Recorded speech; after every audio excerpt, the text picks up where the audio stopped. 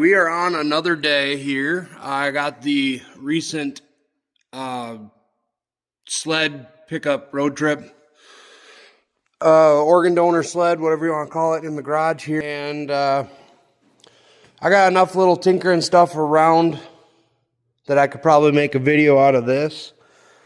But basically, what I think I've decided, until I have the time to get to the 650 projects, I'm going to pull the motor out of this sled, take the seat off of it, and basically anything else I don't want to sit outside, because the sled's going to reside alongside the pumpkin out there, which is over there, just for the time being until I can actually get to this project. And like I say, I don't want any of the good bits and pieces that I think are something that will deteriorate or go bad, like the hood, or not the hood, the hood's junk.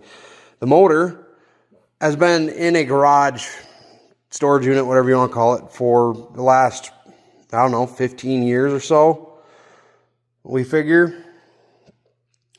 So I don't want that sitting outside, and I'm going to be taking it apart anyways, so I might as well just pull the motor out of the sled. And like I say, the seat, I'm going to be using the seat. I don't want that to get worse. Well, not that it's bad, but either way, I don't want it to go bad. I don't want rodents getting in it and whatnot outside. So I'm going to just remove that from there. The seats are only held on with 2 bolts on these sleds anyways. And a couple other odds and ends, like the little foam handlebar pad. I will need that again. I won't need the actual little leathery cover thing, although that's a nice shape, but it won't work on an orange snowmobile. But I don't want that stuff going bad. I think I am going to put a different set of skis on it when I do put it outside, just because I don't want my plastic skis getting all sun-baked and whatnot. That was loud.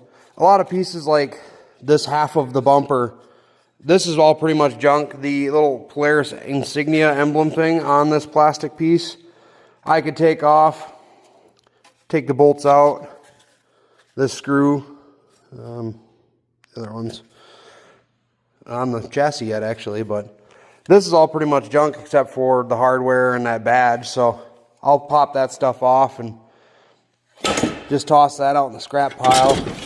Like this hood channel, that's probably just going to go out in the scrap pile.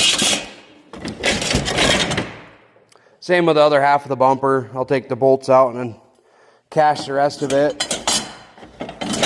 And this hood trim channel thing that goes on this side here would go like that. Again, take the reflector off. Those are kind of hard to find that are not broken, and I'm kind of surprised that one's in nice shape. But I'll strip all this stuff down, throw it in the scrap pile. I don't, it's not usable anymore, so I might as well just get rid of it. But while I'm thinking about doing that, I have another RXL chassis out there that I don't necessarily need sitting where it is, and I could put this snowmobile there for the time being. So we'll do the old flippy floppy, switchy, whatever you want to call it. Put this one there. I'll bring that one in, finish stripping off the parts of it that I need. And that'll probably just sit in the scrap pile as well, because it's not really going to be of use anymore. But that's the goal here, is get this out of the trailer, get that one in, take it apart, finish that up, whatnot. Bunch of little stuff. All right, Rooney, we are back out in the garage on, right now, the Donor 650. Just got in here, turned the heat on, letting it warm up a little bit before I start doing other things like the tractor seat here from the tractor that was on the table here. I am going to clean it up because I'm going to have that reupholstered over the winter while we're not in need of it, I should say. But I want it to be warm in here before I start running the sandblaster, let alone when I repaint the stuff. But while I was waiting for it to warm up, like I said, getting back to it, I went ahead and robbed the good bits from the stuff I for sure am throwing away, like the broken one of those, bent that guy up, got the reflector off, the little plastic guy, you know, the emblem there. All the hardware is pretty well clean. All the bolt heads are nice, and that's all stuff I'll reuse, like the little screws that hold this plastic guy on. These things are always stripped out, so I got 3 good screws out of the deal yet. And it's just nice to use the original hardware when you go to put it back together. It's like it's meant to go there. Weird.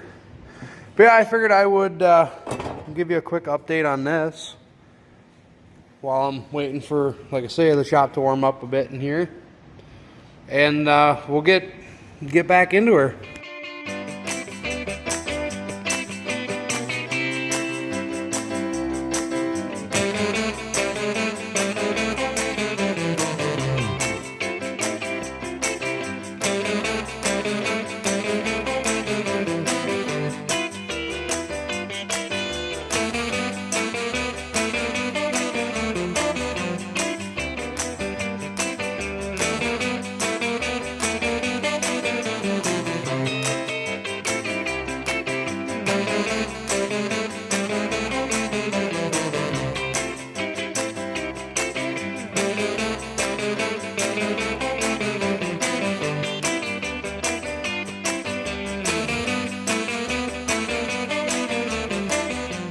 And like I was saying, there's already some pieces in here. Like that's the front nose cone brace piece. You can see on this 650 here, it's, you know, still in pretty good shape. There's a little bit of a bend there, but it's a lot better than that one. It's all twisted, so I really don't need that one. Plus, like I was saying, I have this sled here, which is the one I'm going to finish ripping it apart, because I can keep the suspension bits inside. I won't really necessarily need it together, but I could put that other sled there. That is, oddly enough, these 2 sleds here are the donors for the mod sled project, which another one I'd like to get done. But I could put that other sled here instead of this one for the time being. Yes, this is the best way I found to move these things around.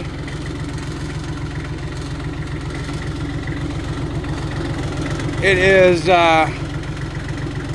pretty nice. You just gotta be a little gentle so you don't bend the shit out of everything up there. Obviously you can't do this with a one that's got a motor in it and all the bits in it, because, well, then it's really heavy. But yeah, that saves me some time trying to get this thing in the garage here before the my sunlight goes away.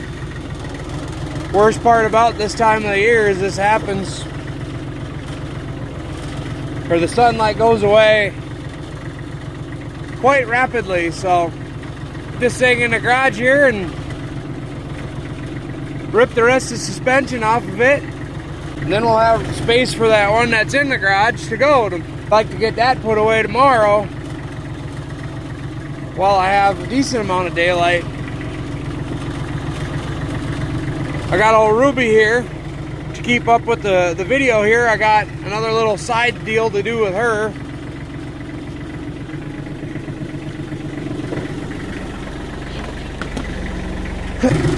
Back on the tractor again.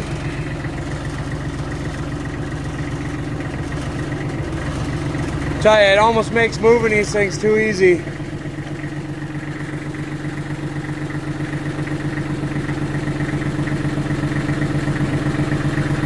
Almost feels like cheating. I suppose I should at least do a little clip deal thing on this. And maybe there's people wondering, maybe there's not. But Joey, why, if you have an RXL chassis, why wouldn't you just use that one instead of buying another one, which given I bought this one for all of the parts, not just the chassis, because I need the motor, all the suspension bits, the drivetrain, the seat, the tank, blah, blah, blah. You saw it, what I was missing for that other sled. But, I don't know for sure, year-wise. This is a 95 RXL. And these sleds here have what they call the extra 12 suspension. They have a 12-inch suspension, front and rear. You can see I already got the bolt out for that, or broke it out, or whatever I did. But the trailing arm bolts on at the back of the belly pan on these. They're longer suspension. As is the rear suspension is also taller, given that's been removed a while ago. If you look at this one, see how the trailing arm stops right here instead of versus there, because these have a shorter suspension. And again, people are going to say, well, why didn't you just do that? Well, you see,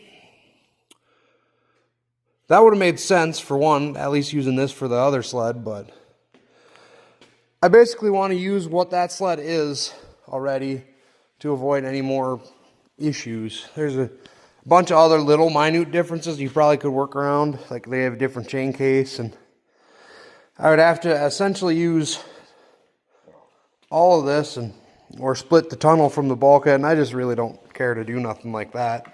We'll rob the suspension off of this and at least store it indoors from now on, because it is at least the same as my XLT, my grandpa's XLT, or whoever you want to claim ownership of that. But yeah, that's the little scoop there I have with that. I'll put you guys up on a time lapse here and start ripping this apart here shortly. I gotta put a little charge on my phone. I'll probably clean the leaves out of it while I'm doing that, just for the sake of it's gonna die here soon. So alrighty, well, I did get a little bit carried away and got the trailing arm and just about everything unbolted from this side of the sled.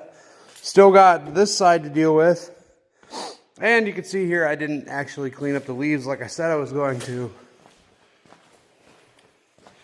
So, now that I've made a mess, I also wasn't planning on coolant coming out, but now that I've made a mess, let's actually clean up the leaves so I don't track them all over the garage. Ready? Well, I guess this thing is broken because it didn't get all the leaves or all the floor cleaned up, but I guess we'll work with it. So now I can take the rest of this apart, and this is just barely balancing on here. And the reason why I never took this off before, the way these are built, there's a bolt that goes through your spindle here. There's a sleeve that goes through it, and then the ski is supposed to pinch the spindle with a bolt tightness, and it's supposed to pivot on that. And over time, either this grease zerk falls out, or I don't know how they fall out, but they do fall out. Water gets in there and it rusts that sleeve in there, making it so the bolt, or they rust the bolt to the sleeve rather. So you can try to spin it. You can see I have been. The bolt just spins and you can't get it out because of the sleeve. That's where I left it, because I didn't want to leave these ski skins out in the weather. As you can see, they're already starting to dry rot crack. And believe it or not, these are sort of a hard to find object. Another reason why I'm just finishing off stripping this down, but I will finish taking that off when I can put it on the bench and the vise and use correct tools and not have to deal with suspension and whatnot. But I suppose I could take you guys along now and get the rest of this shit off, and maybe some other odds and ends here off of this thing. See what else. There's not much else I'm taking off of this because I don't really need anything for now. I am probably going to take the bars off though as well. And that's probably going to be about it. So we'll get to it. I'll set you guys up for a quick little time lapse and go from there.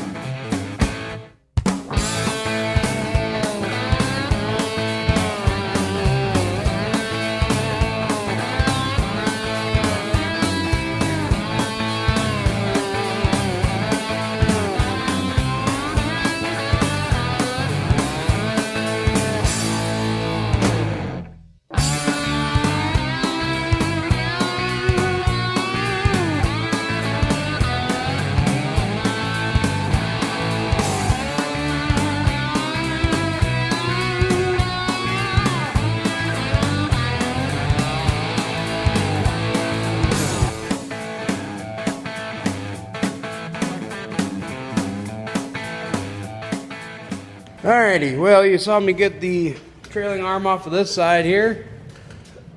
The upper shock mount there spread apart because that sleeve was a little bit crusted on there.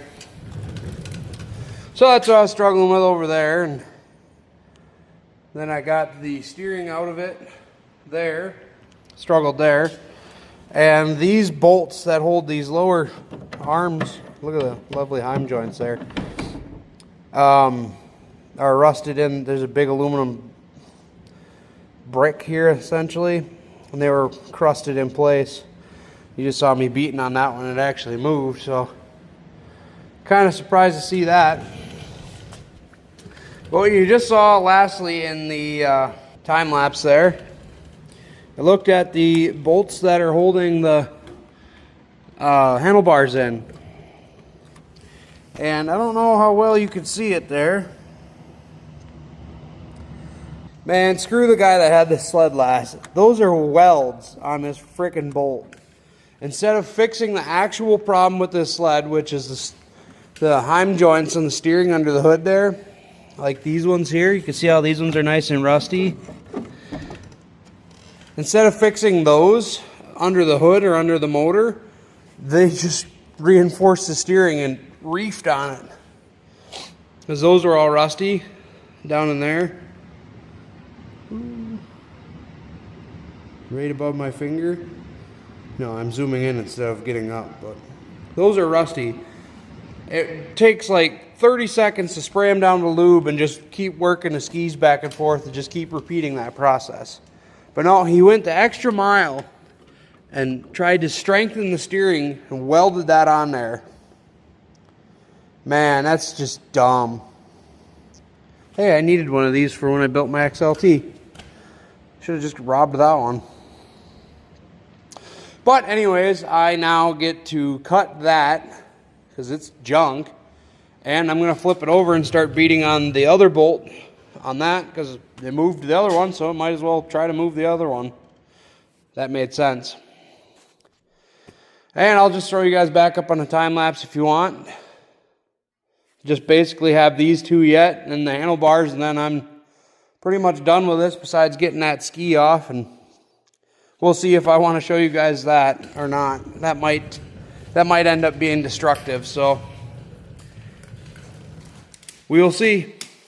Ideally, I can end my night with that going back outside and maybe starting on that one. We'll see. It is pretty early yet, so I'm a little bit ahead of schedule.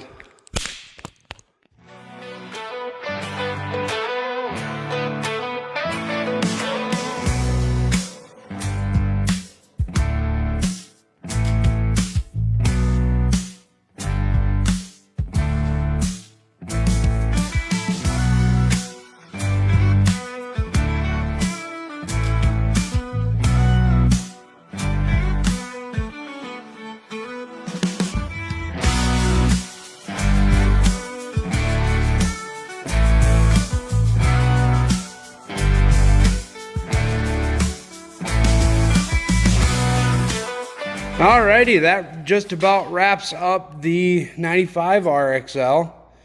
That little bell crank steering deal was a little bit of a booger. I don't know what it is about at least the 295 RXLs that have been in my life, but grease your steering, dude. This is frozen up. This is just connects to the bell crank there on both heim joints. It's not like it's froze up either. You could easily just work it back and forth. And this is all busted up. This might even be junk. I don't know. This has even got a grease fitting in it. But that's what was welded, that. And then there's another pivot right here, which is also stuck. Like, no wonder why everybody complained about these sleds not steering where the hell. Because nobody would take the time to grease the stuff, you know? Ideally, these handlebars are still good, nice and straight. I don't know if they are or not. I think these are this chassis specific, so it'd be nice to have a spare set of those in case we need them. I think they are different than that chassis, but anyways, I think that's just about it for this sled. I'm not going to show you guys taking the ski off. You really don't care about that. Like I said, it's probably going to get violent. But yeah, that's just about it. I'm going to put this sled outside, clean up in here, and next time I bring you guys around, we'll be on that sled there. Okay, we are back. I did a little bit more than I said I was going to, but all of this is clean, because if there is coolant in this, I want it to just down the drain. I mean, down the responsibly taken care of, recycled properly. I put all the Malibu stuff back in the trunk. There's not really a reason for it to be out anymore. So I put it all back. I left the trans cross member out because I'm going to degrease it at work tomorrow, I think. Cleaned up the 95 RXL bits, starting to put them over there. And basically just did a good cleaning in here, but I did start digging around in the belly pan here. Because the guy I bought this sled from said that he first started taking it apart to try to fix it. Assuming that's why all this was disassembled here. And then he decided to go a different route, bought another sled. Needed a track, that's why it is missing the track. And the drivers are taken apart on it. Which reminds me, there's actually more over there I gotta grab. But I think I grabbed everything that he had just tossed in here, threw it up here, and I believe everything is actually here. Got two spacers, the chain, the sprocket, the tensioner, the bolt for the sprocket, the bearing out of the case, the snap ring to hold the bearing in, the 3 washers that have rubber on them for the cover. I'm assuming this was an exhaust bolt. I don't really know for sure. I don't know what this guy was for sure. I'm just assuming it was in the chain case. 1, 2, 3 cover bolts. And this is from a switch of some sort. More importantly, that's the key from it. And I did verify the other half of it is still in the ignition. So that'll be a treat to get that out.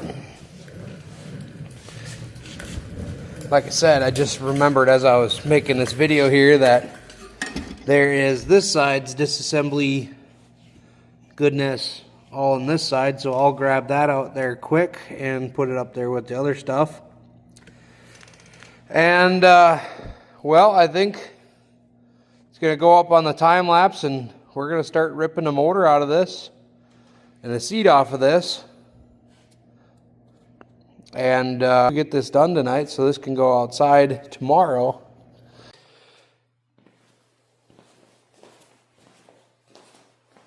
Alrighty, here we go. I washed my hands up, as you saw from the last clip. They were pretty nasty. They still kind of are, but I'm going to take the seat off first. try to keep it as clean as I can. And maybe the tank, I don't really know.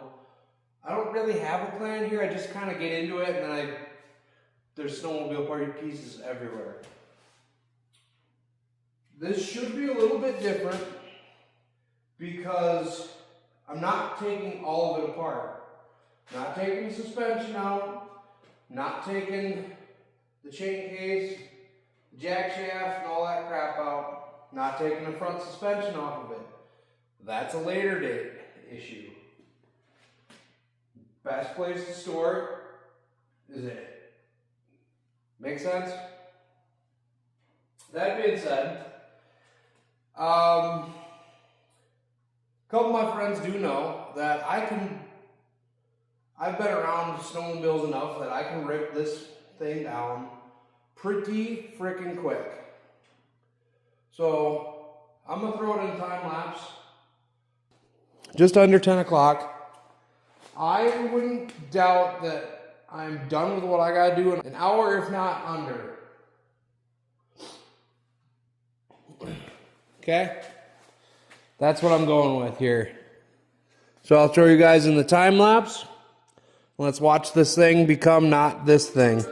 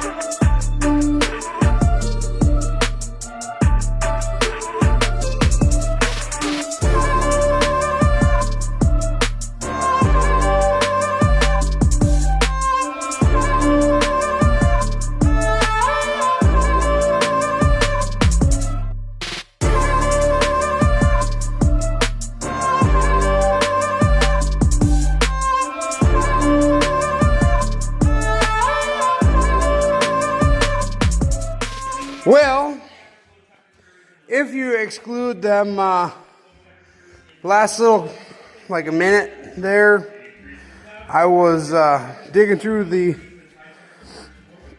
under the motor there, finding goodies like the pin for the clutch guard, found an airbox clip, I don't know where I set it, and the makeshift oil line, which is leaking again. Alrighty, now it has been a couple minutes, shutting music off in here. My makeshift oil tank drain line to beer bottle with other beer bottle in case that one overfills, because I want to save the oil, not go in the belly pan, throw it away, kind of a deal. Whatever you want to call it. If you exclude all that and go to the clock here, given I should have said what time I started, but we are still about 10 minutes under an hour. I was about 9:48 when I got the motor out. Right? No. 10. I don't know how to tell time, apparently. It's about half past Softail. But it was 9:56 when I started on the project. I saw it on my phone when I started the video, the time lapse there. And it is, even now, not even close to that. It is, what, probably, we'll say I was done like 10:48. So Call it what you want. I am a little rusty. I haven't pulled one of these out in a while, let alone, this is only the, second 650 I've ever pulled? Yeah. Second 650. Third 650, second RXL. I would say it was still pretty good. Oh, and that includes taking the seat off. Yeah, I forgot about that. But yeah, it's got like a full tank of oil, and I don't want to waste that, so. The only jug I have right now is beer bottles. The recycling went out, so this is just left over from the weekend. Like I say, I don't want to waste it. It's still good oil. But, yeah. I am a little dirty. I'm a lot of dirty, actually. And the motor sitting right here next to me, that's really all that matters. I mean, maybe the little CDI box there, but that's not going to be getting direct wet. So, I don't know. Maybe I'll worry about it. Maybe I won't. I don't know. We'll see. This whole sled needs a good pressure washing now. I was right. The air box is full of mouse house. Or was, rather. I emptied that out. That's another thing technically you could discount off the time, because I could have just set it off to the side, but whatever. And the throttle bodies, you open up the throttle bodies. Oh my Lord, did those just smell like mouse urine, like you wouldn't believe. I'm just like, I don't know. I was controlling myself, and well, wouldn't you know it, the best way to solve that was cut the high pressure fuel line. See that filter there on the chain case? That's the high pressure fuel line, so that one actually still has fuel in it. But the one coming out of the rail, I just let drip into the pan there, or the belly pan. And, yeah, that fixed it, so that was cool. All right, well, we are on a next day, another day, whatever you want to call it. Who cares? I am about ready to put this thing outside. I did find a set of skis that I'm willing to leave sit outside, that I don't care if they sit in the dirt, get filled with stuff that's going to rust them out. I don't care.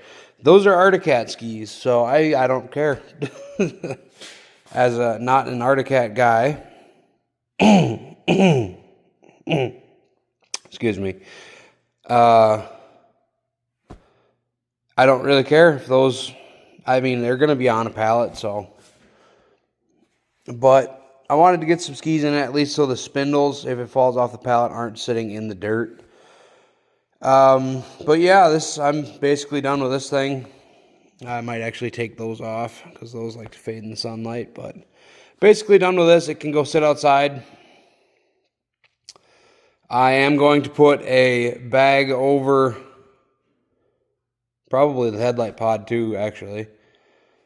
Put a bag over this, so keep it on the dry. It's not like I'm worried, but, you know. Anyways, get this put outside. I got 2 more sleds back there that I'm going to put under the lean-to. And then I got 2 sleds under the lean-to I'm going to put back there, so. Projects. We have both 650s sitting next to one another now. Like I say, it's only temporary. I did have to rob the pallet from the little garden tractor that was here, because apparently I'm out of pallets. So we will have to get a new one for that one. Or not get one, I don't know. I'm not too worried about that. But just about wrapped up here with the outside stuff. And maybe we'll get into moving some other sleds yet. This is probably going to wrap up this video though. I know this is kind of a hell is going on video, and well, we'll get back to something in the meantime, I guess. Thanks for watching and bearing with that. We'll hopefully have something better next time.